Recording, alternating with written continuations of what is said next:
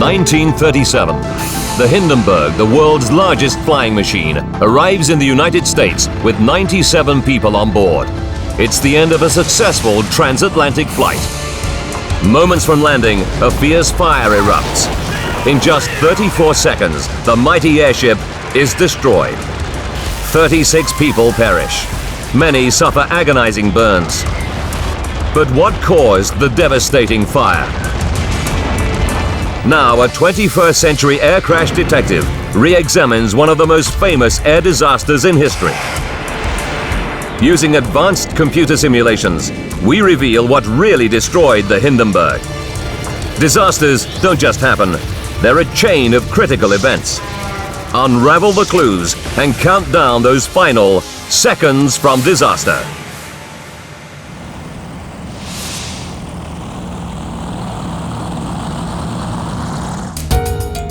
Europe, Germany, Frankfurt, May 3rd, 1937. The LZ-129 Hindenburg, the largest flying machine ever built, emerges from its hangar. Its destination, Lakehurst, New Jersey. This is no ordinary crossing. It's the launch of the world's first scheduled flight service across the Atlantic. Since rolling out of the hangar in March 1936, the airship has made a series of 62 successful trial and publicity flights. Built by the Zeppelin Company, the Hindenburg is 245 meters long, as big as an ocean liner, and stands as tall as a 13-story building. The 36 passengers boarding tonight will spend the flight on the passenger deck towards the airship's nose. Most are high-profile businessmen, but also on the passenger list is one of the first families ever to fly in the Hindenburg, Hermann and Matilda Dörner, and their 3 children, Irena, Walter, and Werner. The wealthy family live 11,000 kilometers away in Mexico and are returning from a vacation in their German homeland. For 8-year-old Werner, flying in an airship is a once-in-a-lifetime experience. The Zeppelins in general was the word of the day, and it was the fancy way to go. Airships are considered the cruise liners of the future, but for now they are the sole preserve of the seriously wealthy. A one-way ticket costs $400. That's over $5,000 in today's money. It buys the ultimate luxury travel experience. A restaurant serving cordon bleu cuisine and the finest wines. Fashionably designed lounge areas, and of course, spectacular views from the promenade deck. Werner's sister, Irena, is 14. For her, the voyage is a chance to leave childhood behind and mix in sophisticated adult circles for the first time. It was sort of special for her. Somehow, during this trip, she grew up enough so that she asked her blades to be cut, and she had a new hairdo. And well, she was now a young lady. Down on the ground, a crowd gathers to watch the launch. For many, just seeing this massive flying machine up close is a thrilling experience. As passengers board, all their lighters and matches are confiscated, and they are expressly forbidden from straying outside the designated passenger areas. With good reason. The airship's outer skin is made of strong cotton and linen, waterproofed and tightened with a chemical paint called dope. Inside the skin are 16 gas bags, over 30 meters tall, holding nearly 200,000 cubic meters of hydrogen, a highly flammable, lighter-than-air gas that gives the airship its lift. Forward of the passenger deck, slung beneath the airship, is its nerve center, the control car. In command is Max Pruss. He's one of the company's most experienced captains with over 20 years flying experience. And he's captained the Hindenburg on 22 flights. 8:15 p.m. Right on schedule, Captain Pruss orders the ground crew to release the landing ropes. The flight crew dumps 590 kilograms of water ballast, and the airship begins to rise. When it reaches 60 meters, the crew starts up the four 1100 horsepower diesel-fueled propeller engines.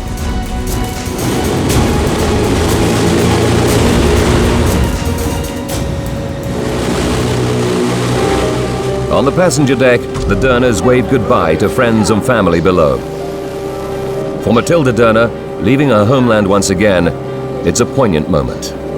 I remember my mother had tears in her eyes when the ship lifted. That was so seldom for her. I can hardly remember having seen tears in her eyes anytime. Within minutes, the Hindenburg reaches its top speed of 125 kilometers per hour. The 6,500 kilometer voyage should take just 2.5 days, just over half the time taken by a ship. Its flight path will take it over Holland, down the English Channel, and across the Atlantic to America's east coast. The Zeppelin Company is sending its head of operations, Ernst Lehmann, to oversee this critical flight. Lehmann is an enthusiastic supporter of Germany's ruling Nazi party. He's on board to ensure the Hindenburg stays on schedule. Any delays would be deeply embarrassing. But as Lehmann knows, the Hindenburg has an Achilles heel: bad weather. Strong winds can blow the airship off course. They also make its complex landing maneuvers more difficult. A bad storm could even put the airship in danger. In 1930, the pride of the British Empire, the R-101 airship, was en route to India. It hit a storm over France and went down nose first. The resulting crash killed 48 of the 54 people on board. The tragedy ended the British airship program. Between 1925 and 1935, the US Navy lost 3 of its airships in severe weather. By 1937, only one, the Los Angeles, is still in service. Assistant Cabin Steward Werner Franz isn't worried. The Zeppelin Company has a 100% safety record in 27 years of flying passenger airships. And 14-year-old Werner knows that in hard times like this, he's lucky to have a job.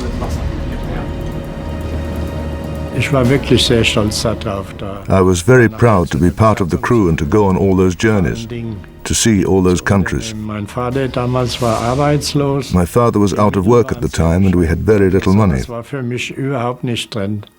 To be part of this, it was incredible. But there's a new threat facing passengers and crew on the Hindenburg today. Under Germany's dictator, Adolf Hitler, the Nazis are rearming for war. They are also brutally suppressing all opposition at home. The Hindenburg's construction was part funded by Hitler, and it's become a powerful Nazi propaganda tool. But the airship's iconic status also makes it a target for opponents of the Nazi regime. In 1933, the Reichstag, the Nazi-controlled German parliament, was burned to the ground. The authorities blamed saboteurs. And now, just days ago, German authorities warned Ernst Lehmann that they'd received a specific threat to this crucial flight. Could saboteurs, posing as innocent passengers or even crew members, be on board with a deadly mission to destroy the Hindenburg? Wednesday, May 5th, Day 3. Ernst Lehmann, Zeppelin head of operations, and Captain Pruss are worried. The Hindenburg should be making 125 kilometers per hour, but strong headwinds mean the schedule is slipping. At this rate, they'll be 12 hours late. Joseph Spar, a German living in Long Island, New York, is just a day away from a reunion with his family. He's been touring Germany with his music hall act of acrobatics and slapstick comedy. His next performance will be at Radio City Music Hall in New York. He's taking a dog home as a surprise for his children. It's spending the flight in the freight area on a lower deck. Spar needs to feed the dog regularly, but it's in a restricted area, so he's been warned that he has to be escorted by a crew member. Ernst Lehmann, Captain Pruss, and a Zeppelin Company observer are the only 3 on board aware of the sabotage threat to the Hindenburg. It's not the first time the airship has been threatened, so they treat it as a false alarm. And reassuringly, there are plainclothes intelligence officers on board, on the lookout for anyone acting suspiciously. But Captain Pruss has another problem. They're still battling against strong headwinds, so they're still 12 hours behind schedule. Arriving late is bad enough, but the return flight to Frankfurt the following night is an important one, and it's fully booked. The airship will be packed with high society passengers flying to attend the coronation of King George VI in London. It's the event of the year. If the Hindenburg doesn't get the guests to Europe in time, Lehmann faces a PR disaster. The passengers finish their after-dinner drinks and retire to their cabins. It's their last night on the Hindenburg. In a few hours, they'll be in New Jersey. Werner Franz grabs a few hours' sleep. Tomorrow he's going to be busy preparing the airship for its return trip. Thursday, May 6th, 6 a.m. The Hindenburg should be landing at Lakehurst Naval Base, but it's still 1,130 kilometers away. The estimated arrival time is 6 p.m., 12 hours behind schedule. Lehmann and Pruss should have 16 hours to land the airship, disembark the passengers and freight, and complete refueling and reprovisioning before heading back to Europe at 10 p.m. Today, they'll only have 4 hours. It's going to be tight. 2 p.m. Mrs. Derner packs the family's bags. On the passenger deck, Joseph Spar can't wait to see his wife and children. He knows how thrilled they'll be when they see the dog he's bought for them. The Hindenburg approaches New York, just 80 kilometers northeast of their destination. Captain Pruss treats the passengers to a bird's-eye view of the Manhattan skyline. From a crew lookout area at the top of the airship, 14-year-old cabin boy Werner Franz marvels at his first glimpse of the new world.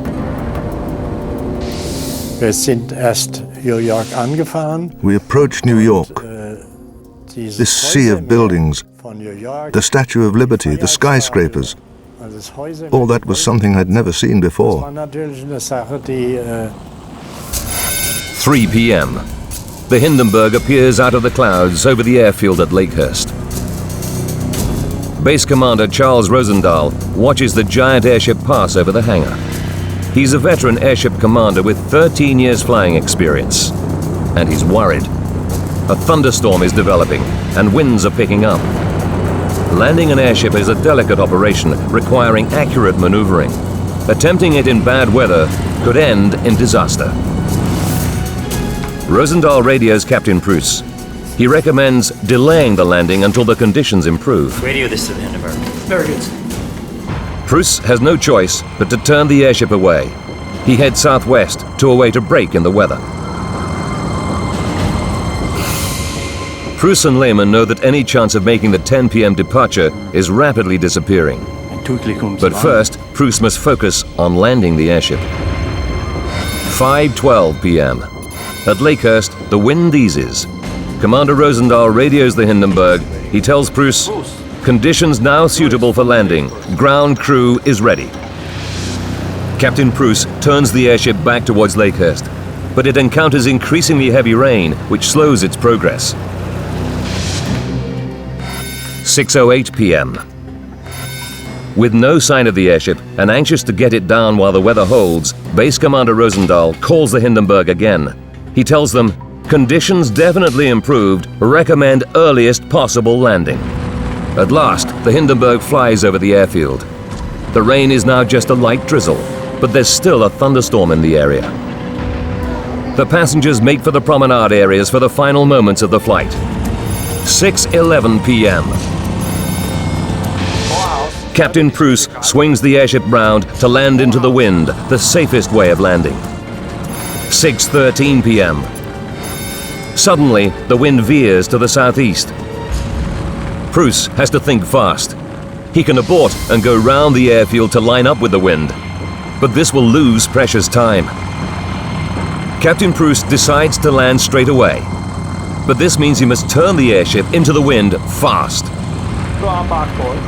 He orders the crew to make a sharp left turn. 6:17 p.m. Now Captain Pruss notices the ship is heavy at the rear. He must balance the airship before landing, or he risks damaging the tail. he orders over 1,000 kilograms of ballast from the ship's water tanks to be jettisoned. 6:19 p.m. Preuss orders a final sharp right turn to line up with the mast. The airship is still sloping to the rear. Preuss orders 6 crew members from their mess hall in the rear to come to the nose of the ship to add more weight at the front. 6:20 p.m. The airship finally arrives at the landing area. They slow and hover over the airfield. A crowd gathers to witness the Hindenburg's first landing in America this year. Newsreel teams record the arrival, hoping to get some exciting pictures of the airship's landing procedure. Now all that remains is for the crew to lower a cable from the nose to the mooring mast. The ground crew will then winch the Hindenburg down to the mast. Before lowering the mooring cable, Preuss must first drop 2 anchor ropes. These are held by the ground crew to stop the airship drifting. 6:21 p.m. The first anchor rope drops to the ground, closely followed by the second. 8-year-old Werner Dörner and his family take one last look out of the window, down at the crowds below. Soon, they'll be disembarking. His father films the ground crew waving up to them. He's captured some thrilling images of life on the world's largest flying machine. The giant airship hovers 60 meters above the ground. Captain Preuss prepares to lower the mooring cable. 6:25 p.m. Suddenly, the crowds on the ground see flames appear around the fin. Then the airship's nose rears up. Tables and chairs slide backwards. Passengers tumble down. Werner Dörner feels the air turn to a furnace-like heat. Suddenly the air was on fire. In an instant, the whole thing was on fire. The world's largest flying machine is now a blazing inferno. 97 people, including the 3 Dörner children, are trapped inside the Hindenburg, 60 meters above the ground. 36 passengers are just moments from disembarking from the Hindenburg when disaster strikes. In the control car, the crew feel a massive jolt. An officer shouts, "The ship's on fire!" The nose rears up over 100 meters above the ground. The fire roars through the airship. Within seconds, the Hindenburg is engulfed in flames. U.S. Navy Petty Officer John Iannacone is one of the 200-plus ground crew.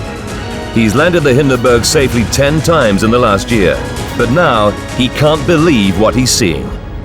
I saw this big red fireball, and then all of a sudden it just went poof and broke through the fabric, and everybody started running away. It scared the heck out of us because we didn't know whether it was going to explode like a big bomb or just catch on fire. Werner Franz is trapped on the walkway on the lower deck. He must find a way out before the flames reach him. Right away, this bang told you that a major catastrophe had happened. You knew right away the airship was lost. The airship was burning and couldn't be saved. Werner stumbles along the gangway, looking for a way out, but he trips and falls. He grabs the rope handrail and holds on. As I was hanging onto these ropes, everything I had experienced in my life came back as if it were a film.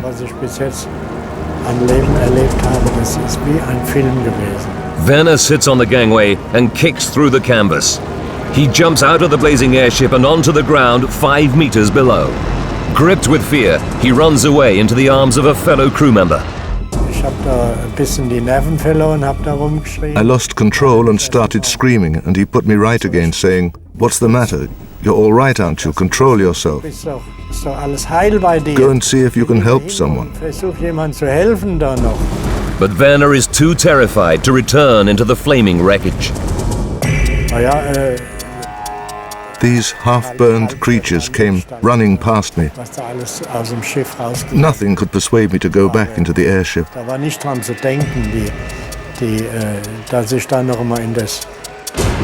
The fire rushes up the airship. The Dörners are still in the passenger lounge. If they don't get out now, they'll burn. But they're still 9 meters up. Matilda Derner shouts to her 14-year-old daughter Irena to jump out of the window, but the girl is too frightened. Mrs. Derner picks up her 8-year-old son, Werner. She tries to throw him out of the window, but he falls back. Somehow, she finds the strength to lift him again. This time, she succeeds, and Werner falls to the ground with his brother. She turns to her daughter again, pleading with her to jump. But Irena is paralyzed with fear, and instead turns away towards the flames, looking for her father.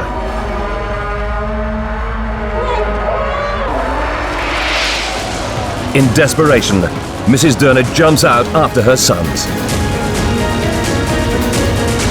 Acrobat Joseph Sparr also jumps from the passenger lounge. He rolls onto the grass, picks himself up, and limps away. But he's unable to rescue his dog, which perishes in the fire. 34 seconds after the first flame appears, the Hindenburg is consumed by the inferno. The wreckage crashes to the ground. It's totally destroyed. Ambulances rush survivors to hospital. Werner Derner and his mother are severely injured. His brother Walter suffers minor burns, but his father dies inside the airship. A crewman rescues Werner's sister Irena from the burning wreckage, but she's close to death. My sister's condition was so bad that they had taken her to a different place inside the hospital, probably in intensive care. My mother very much complained about being separated from her daughter. In the morning, doctors bring Matilda Derner news. Her daughter Irena died in the night from her burns. She was just 14 years old. My mother was very much upset with the authorities in the hospital that she never got to see her again. But that was probably the best thing, because she must have been in very bad shape. Captain Pruss survives but is badly burned. Ernst Lehmann is fatally injured. Of the 97 people on board, 29 are dead. 1 ground crewman perishes. Another 6 people die in hospital.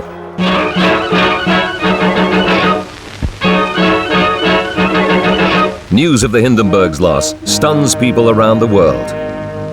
For the first time, cameras have captured a disaster on film as it happens. Shocked movie theater audiences watch in horror as newsreels play the crash and its terrible aftermath. But what caused this tragedy? The Germans have a 100% safety record operating passenger airships, and the Hindenburg was a state-of-the-art aircraft, the pride of the Third Reich. The United States and Germany open a joint inquiry. They interview the surviving crew members and passengers. They take testimonies from over 90 eyewitnesses. But in 1937, there is very little cockpit technology to conduct a conclusive crash investigation. And in the 68 years since the disaster, many different theories, some highly controversial, have emerged. Debate still rages today over what really downed the celebrated airship. Now, Seconds from Disaster re-examines the investigation into the loss of the Hindenburg. Using modern-day forensics and scientific experiments, we will finally solve the mystery. What was it that started the fire aboard the Hindenburg? Could it have been an act of sabotage? And what really fueled the blaze so that it consumed the whole ship in 34 seconds? Advanced computer simulation will take us where no camera can go, into the heart of the disaster zone. Greg Feith is one of the United States' most experienced crash detectives. He has 20 years of service with the National Transportation Safety Board. For 8 of those, he was the investigator in charge of the team that attends every major crash site in America, known as the GO Team. He's worked on some of the world's most complex and baffling air crashes. And so far, he's solved every one of them.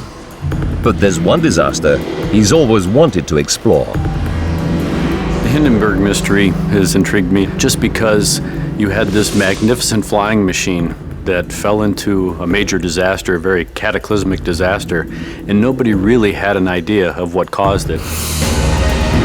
But Feith brings a modern crash investigator's expertise and forensic skills to the disaster.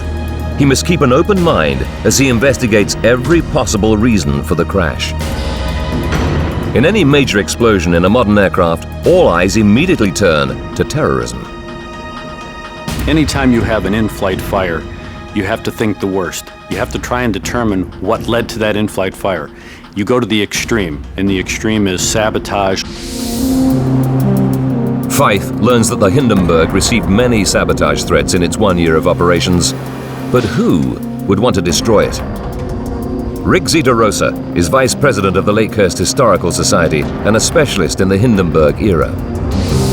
As the Nazi regime became increasingly unpopular throughout the world, it was also going to face a new set of security concerns.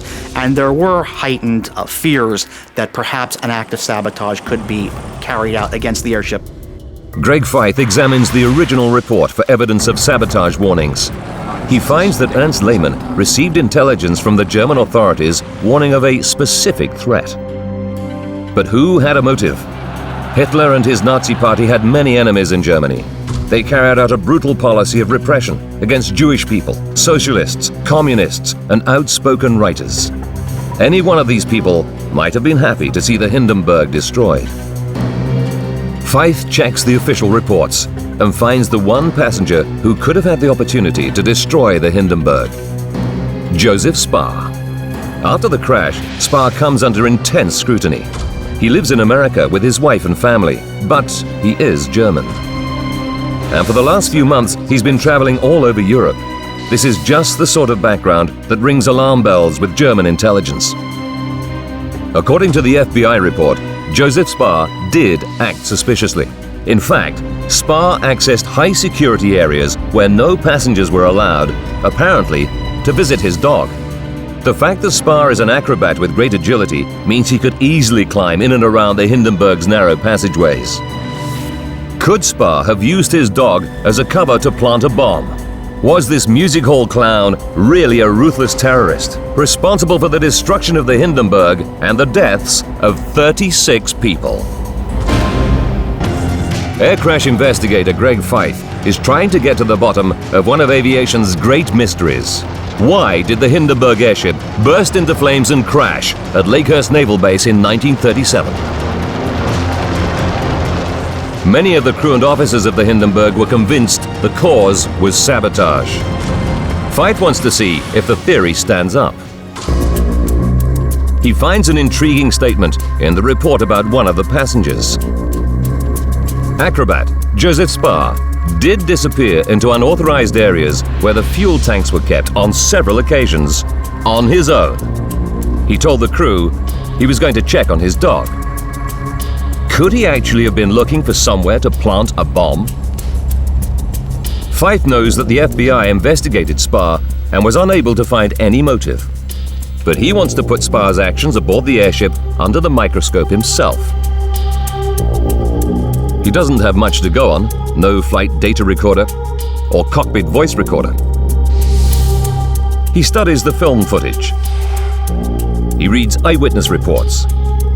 They state that the fire started at the top of the airship near the vertical fin. For Spar to reach this area, he would have to climb up a 30-meter shaft.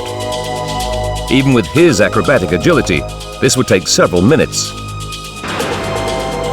And he would have to somehow avoid being challenged by the many crewmen patrolling this area. And if he were caught, he could hardly claim to be feeding his dog when it was stored in the freight area at the foot of the airship. Why would he have taken so many risks when he had ample opportunity to plant a bomb here, which would have had just as deadly an effect? Feith decides it's too far-fetched and rules Spar out as the potential saboteur. And there's another hard fact that for him almost certainly rules out sabotage altogether. He finds it inconceivable that no one came forward after the crash to claim that they had destroyed such a symbol of Nazi supremacy. In this 70-year period, nobody's ever taken claim or produced any kind of evidence that would say that this was an act of sabotage and not something else. So, if it's not a terrorist act, What else could set the airship on fire? The joint reports state that a spark ignites leaking hydrogen that consumes the airship in 34 seconds. Hydrogen certainly seems the obvious culprit. It's highly flammable when mixed with air, and the Hindenburg had 16 gas cells with a total of 200,000 cubic meters of hydrogen. But in nearly 70 years since the accident, many experts have cast doubt on the idea that hydrogen was the fatal accelerant in the fire. The Germans were aware of the dangers of hydrogen, so they took every possible precaution. All passenger cigarette lighters and matches are confiscated at the start of the voyage as a fire precaution, and hydrogen can only ignite when mixed with air. Feith shifts his attention to some recent theories. Some experts claim that leaking diesel fuel caught fire first, and only then hydrogen once the fire had spread. Feith studies the Hindenburg blueprints. There are 88,000 liters of diesel stored in tanks at the bottom of the airship. The fuel lines run from the tanks to the 4 exterior mounted engines. Could there have been a fuel leak in one of these lines? Looking back through the Hindenburg's flying history, he comes across a statement made by an American observer. Harold Dick, an engineer working for the US airship company Goodyear, was invited by the Germans to attend the trial flights in 1936. On one of these, he noticed a strong smell of diesel in the keel, or bottom of the airship. Greg Feith finds that on a later flight, Dick notes that the main fuel lines do not seem to be particularly tight. This fuel leak theory now looks attractive to Feith, but he needs to know if there was a fuel leak, what ignited it. The most likely cause would be a short circuit in the electrical cables, creating a spark.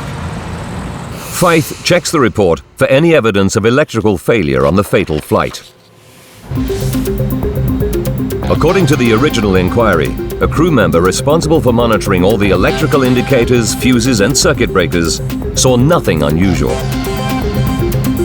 But Feith knows there's always a possibility the crew member missed something. And if he did miss a short circuit, Feith needs to know if any electric cables run close enough to the fuel lines to ignite the diesel. He checks the plans and finds that electrical cables do run near the fuel lines. So there could be a spark right next to leaking diesel fuel. But Feith isn't convinced that a spark would ignite diesel. He knows that diesel has a high flash point. It must reach nearly 65 degrees Celsius before it'll catch fire. If there were a diesel leak, it would have to be heated up to that point before a spark could ignite it. Feith studies the airship plans to see if there is any point where diesel comes into contact with a heat source. He finds just one, the engine rooms. This is the hottest point the fuel passes through before feeding the 1100 horsepower engines. But there's a problem. The engines are all externally mounted, suspended below the airship. If a fire had started here, then eyewitnesses on the ground would have clearly seen it. Instead, they all report that the fire started at the top of the ship. To have a fire ignite on the bottom of the airship, propagate through the entire diameter of the airship, and then exit out the top in a very short period of time without anyone noticing is very remote. Greg Feith rules out a diesel leak as the cause of the blaze that engulfed the Hindenburg. Now he turns to the other prominent theory for the blaze. Not something inside the ship, but its outer skin. The outer covering is a cotton linen material painted with a chemical known as dope that waterproofs the airship and protects the gas bags from the heat of the sun's rays. The dope used on the Hindenburg was a new type of paint called cellulose acetate butyrate. This dope is more flammable than previous paints. The paint theory states that somehow the skin of the airship caught fire. The Hindenburg burned fast. The footage reveals that the fire swept through the entire airship in just 34 seconds. Would the doped outer cover really be so flammable? When you look at the fabric that was used to cover the Hindenburg, it's a cotton linen material. So on its own, of course, it's flammable, but it was impregnated with this doping material. And while it too has some flammable capability or characteristics to it, Can it burn that fast is the big question. Feith decides to conduct an experiment to test the paint theory. He prepares a sample of the outer cover. It's made from exactly the same type of linen cotton material. The cloth is doped with a mixture of iron oxide powder and aluminium powder, just like the skin of the Hindenburg. If the material is the accelerant, this experiment will prove it. For safety, the test is done outside.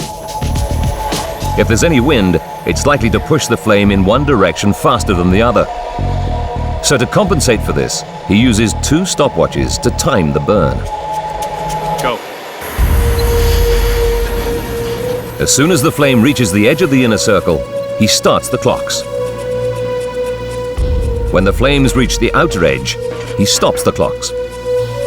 1 minute for the wind-assisted side, and 1 minute and 8 seconds for the flame to travel against the wind, both much too slow. The Hindenburg, all 245 meters, burns in 34 seconds. At the burn rate Feith's timed, the Hindenburg would have taken 40 hours to be destroyed. Greg Feith concludes the outer skin cannot be the fatal accelerant. So what did burn the Hindenburg? Was the original report right after all? Was it the hydrogen? From the investigative standpoint, you have to wonder what can burn that quickly and literally take an 800-foot tube and destroy it in a matter of seconds. Feith commissions Professor Nick Syred, a mechanical engineer with 30 years' experience specializing in combustion rates, to calculate if it was hydrogen that burned the Hindenburg. The airship was 245 meters long. Professor Syred knows from scientific study that hydrogen can burn at a rate of 9 meters per second. I made calculations of the flame speed of hydrogen, and it's perfectly consistent then within about 30 seconds or so that a flame can engulf the whole of the Hindenburg. There is nothing else on the airship which can burn that quickly and cause the Hindenburg to be destroyed in the same period of time. Greg Feith concludes that hydrogen is the fatal accelerant for the fire that tore through the Hindenburg, consuming it in 34 seconds. But the hydrogen would have had to escape to mix with air before it could become flammable.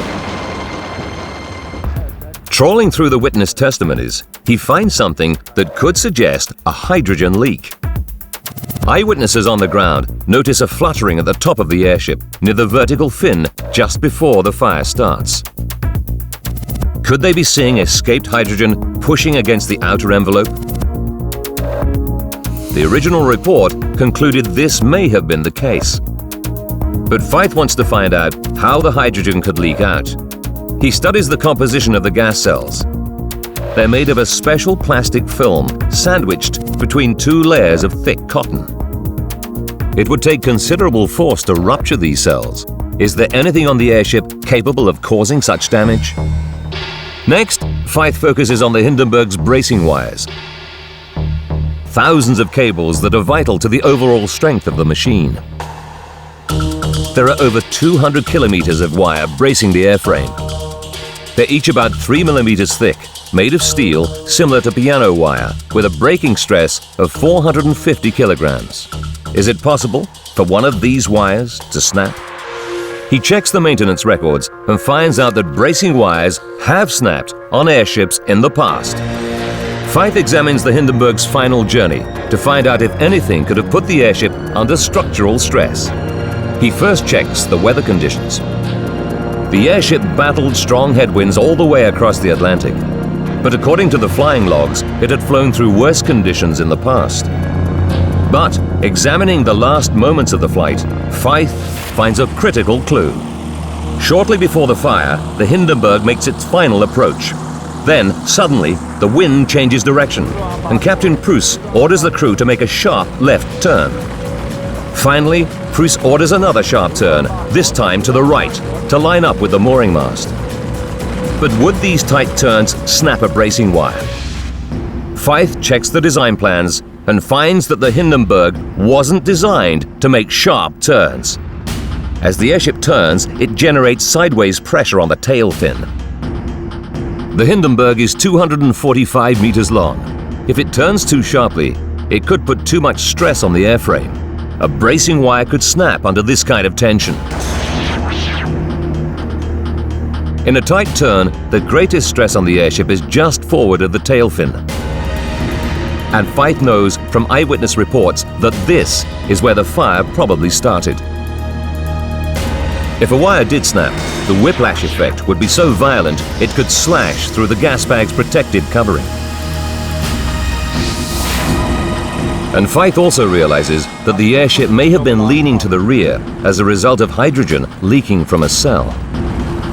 They did have some support tension wires that had broken in the past, and because that the captain was making very hard turns left and right, it could have caused one of those tension straps to break, sliced a hole in that gas bag to allow the hydrogen to leak out. Greg Feith concludes that a snapped bracing wire caused the fatal leak of hydrogen. But this doesn't explain what could have ignited the escaping hydrogen.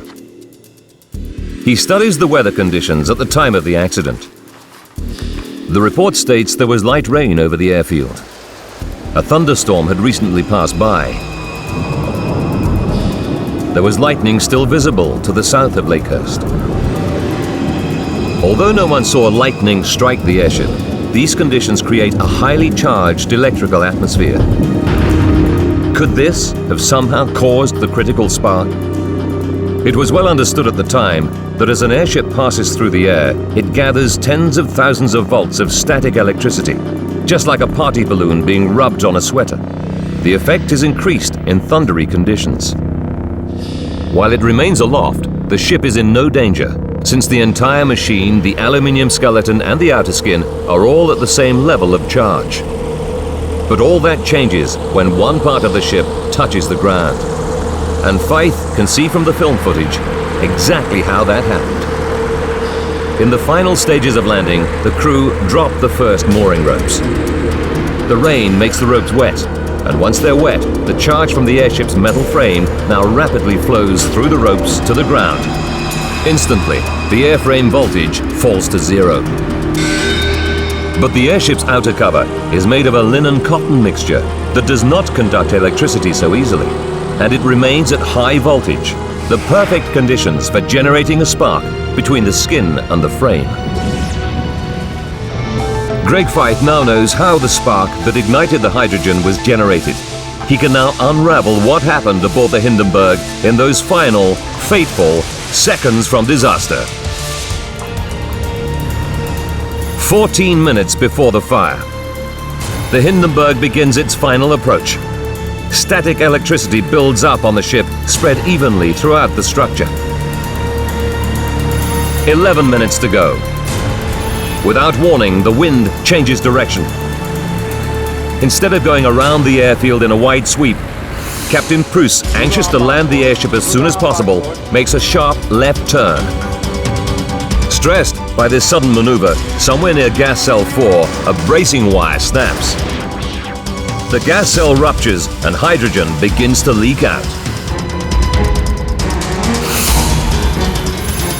8 minutes before the catastrophe, Captain Pruss notices that the ship is tail heavy. He orders the crew to dump water to balance the ship. Then Pruss orders another sharp turn, this time to the right, to line up with the mooring mast. The ship is still tail heavy. Captain Pruss orders 6 crew members to walk to the nose to try to counterbalance the sloping tail. But Pruss is too concerned with landing to realize that the airship may be leaning as a result of hydrogen leaking. 4 minutes left. The Hindenburg comes to a stop, and the crew drop the mooring ropes. Eyewitnesses on the ground notice a fluttering effect near the tail fin. They don't know it, but what they're seeing is leaking hydrogen pouring out of the doomed machine. By 6:25 p.m., due to falling rain, the ropes are now wet. The electrical charge flows from the metal parts of the airship to the ground. The aircraft's skin, less conductive than the metal, is still highly charged from a combination of the journey and the atmospheric conditions. It's now at a dangerously high voltage. Seeking the quickest way to the ground, a spark jumps from the outer skin to the metal, igniting the leaking hydrogen.